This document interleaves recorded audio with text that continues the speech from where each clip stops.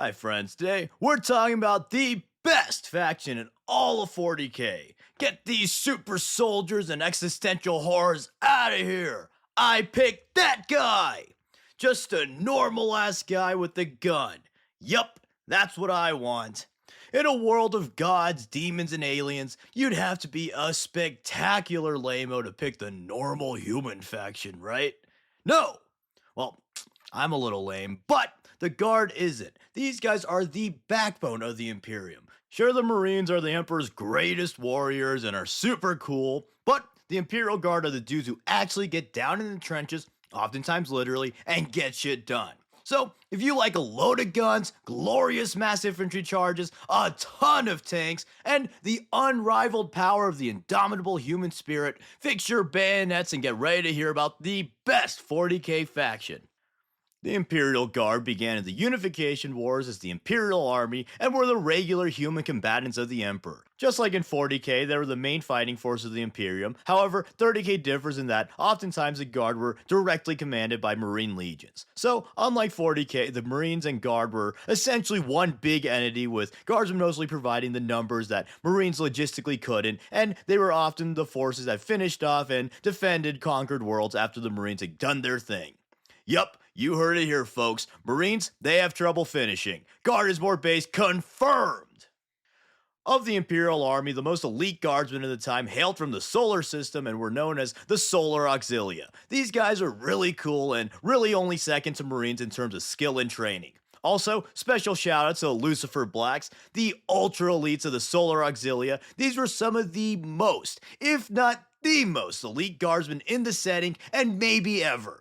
But anyways, the Guard being under command of the Space Marine Legions proved problematic when half the Space Marine Legions decided to heresy and conveniently had the authority to tell half of the Imperium's army and naval forces to worship Satan with them.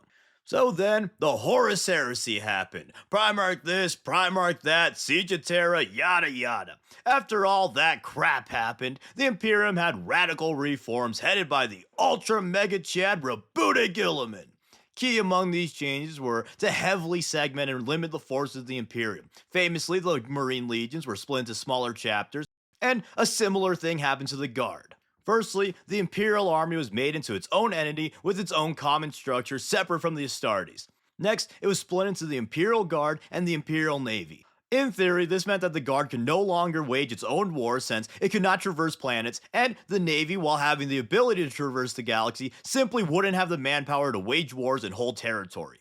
Another precautionary measure was breaking the Guard into relatively small specialized regiments of a few thousand. However, sometimes they're much larger, surpassing the six figures, and others like the super heavy tank regiments were quite small. It's important to keep in mind for this and almost everything else I say in this video that the Guard is such a huge and wildly diverse faction that there are potentially enormous variations between sub-factions. Most things are generalizations for most regiments.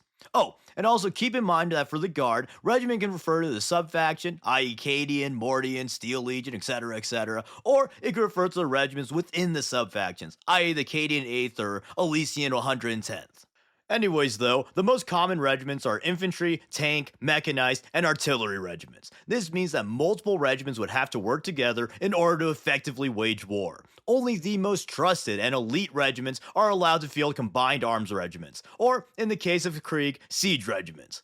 Anyways though, the idea of making the regiments small and specialized was again so that no one regiment could have the power to rebel on a large scale, since they would skew too hard into one thing.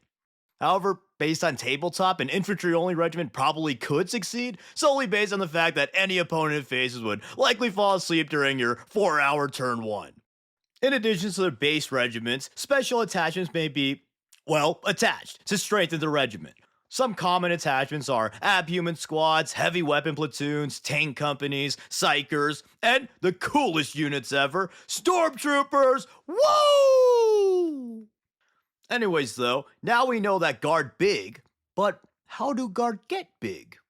Well, typically Guard regiments are built up from mandatory planetary tithes. These tithes can vary and are calculated by the Departamento Munitorum, who handles all of the Imperium's military logistics. A planet's tithes are calculated based on the planet's size, level of development, what other contributions they make to the Imperium, location of the world, and of course, with a bureaucracy as big as the Imperium, there's a load of corruption, so how much the government likes you is also a factor. But finally, another one of the most iconic measures taken to ensure loyalty was the introduction of commissars to watch over regiments, raise morale, offer guidance, and most importantly, enforce loyalty, often with a well-placed bolt round. Which, also, I think many forget the first two things I mentioned with commissars. Ideally, there are inspirational figures who are elite warriors with a contagious amount of loyalty and dedication. These fellas are trained in the same place as scions and sisters, after all. And, since I'm a dumb baby, the nicer inspirational commissars are my favorite ones. But, for more unruly regiments, they do have to be enforced, and we get the more brutal commissars.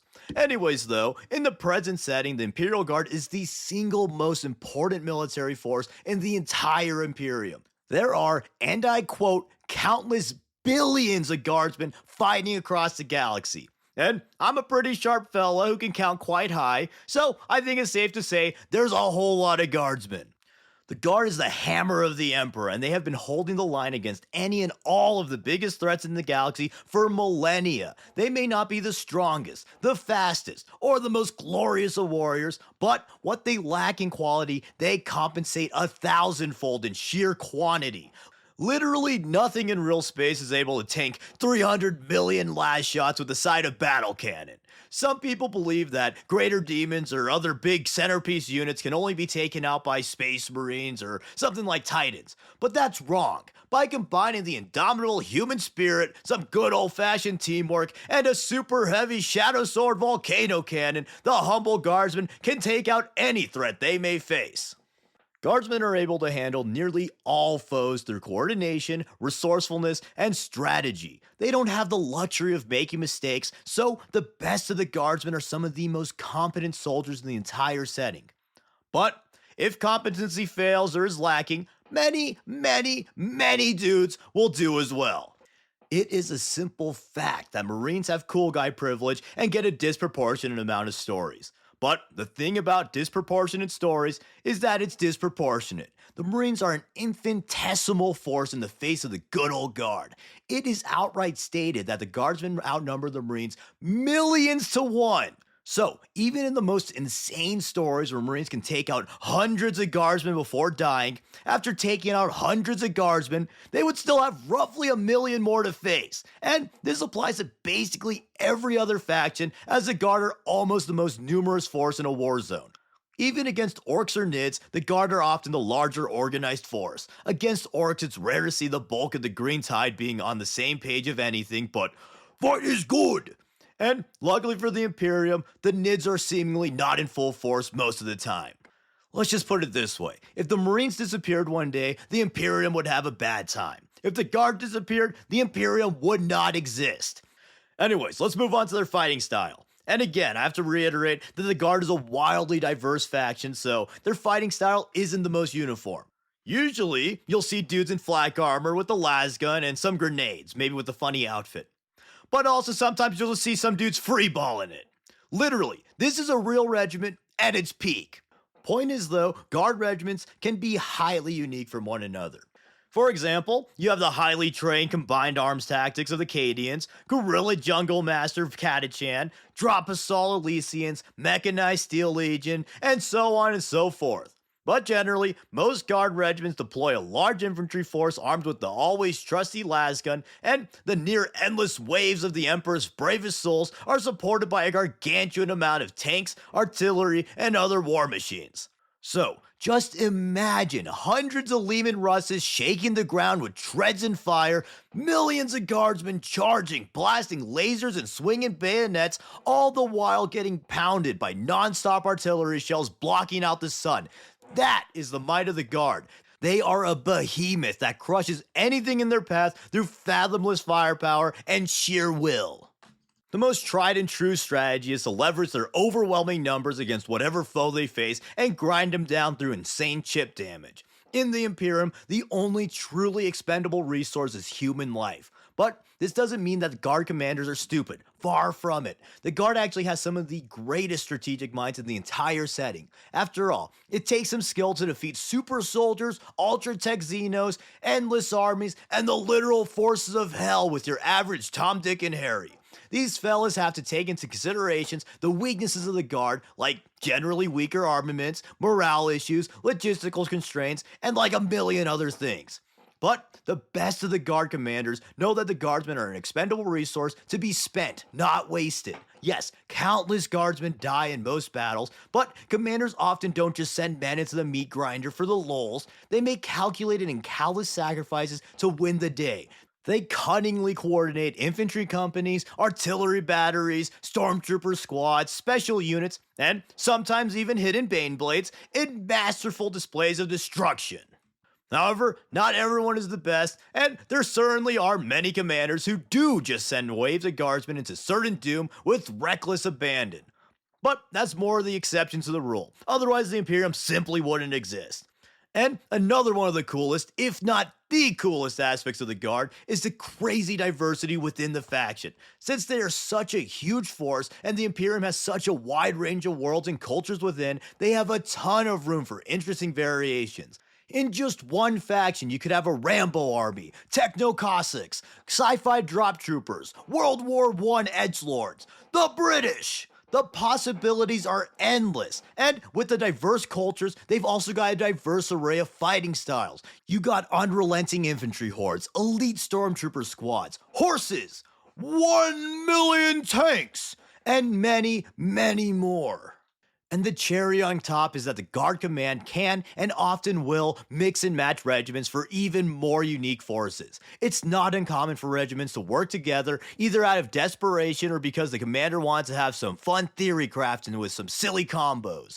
The Guard is simply the most diverse faction in the entire game and also has the most hobbying potential. Most 40k factions are vast and have differences, but they're still bound by a general theme of sorts. Marines will always look like Marines with potentially different doodads here and there. Necrons are skeleton boys with different colors. Eldar and Tau are pretty standardized. Tyranids are a literal hive mind. And even the kit-bashing darlings, the orcs, are literally genetically predisposed to acting and dressing in a generally samey way. Guard, on the other hand, can go pretty damn crazy style. Once you got humans with lasguns and tanks, you can basically do whatever you want from there. Sometimes even those aren't required materials. Which bridges me to my absolute favorite aspect of the Guard. They are literally just people. Often highly trained and elite people, but just people. These ordinary people regularly conquer horrors beyond their comprehension, they brave impossible odds, and they crush foes far greater than themselves. To me, the guardsman who bayonet charges a flaming, sword-toting demon is infinitely more courageous than the genetic freak who literally can't feel fear. The guardsman gazes into the abyss and they shoot the shit out of it. They're badass. In addition, as far as 40k goes, the Imperial Guard is truly humanity incarnate. Beyond looking super cool, the various regiments being inspired by various cultures of the world, and the Guard being composed of anyone who can shoot a gun and yell loud enough, really plays into the idea that the Imperial Guard is the amalgamation of all of humanity. The faction is an inspiring story of all of humanity banding together, sacrificing all that they've got to keep themselves and their fellow man alive. The men and women of the Guard will stop at nothing to keep humanity from the brink of death. And if they fail, gosh darn it, they're gonna cause quite the ruckus on the way to the grave. Plus, they got a fuckload of cool ass tanks. Badass! But anyways, that's the Guard for now. I absolutely love these little guys. I think they're truly the most compelling faction. I love how much they represent humanity and embody the worst and best aspects. Just normal people with a rifle and the indomitable human spirit keeping the Imperium alive. Badass! Plus, the hobbying and homebrew potential is just so fun with them. More so than anyone else, the faction encourages creativity, which is my favorite part of 40k as a franchise. As for what's the best regiment, obviously it's the Cadians. 100% factual jokes aside, though, the most powerful regiment is a debate that hardly makes sense to me, as almost all the regiments we see featured are literally the best and most renowned regiments in the entire Imperium. And even the loser guy, no name regiments are usually composed of the planet's best. But the guys who get book spotlights and codex sections are the cream of the crop, probably like the top tenth of a percent of the guard, if not higher. The average guardsmen in these famous regiments are probably equally or more competent than our modern special forces. Seriously, the amount of child soldiers in this setting is insane. So, they're all the most powerful in their respective fields. But looping around, Cadia's respective field just so happens to be being the best, so what can I say? But anyways, comment below what your favorite regiment is, and if you either agree that the Guard is the best faction, or if you're a big old wrong guy. Anyways though, if you're interested in the Guard, I've got some regiment focuses up, and I plan to make more, so stay tuned. I've also got some cool Guard stickers with more on the way, so check those out too. Anyways though, thank you for watching, and big thanks to the patrons who help support the channel. You're very epic. And as always, please like, comment, subscribe, and consider sharing to all your fellow guardsmen. Thanks. Also, I really hate when people say that the Lehman Russ needs to be redesigned with a smaller, more realistic gun. Yeah, sure, let's get rid of the coolest and most iconic part of a cool sci-fi tank in the name of realism. Blech. You make me sick.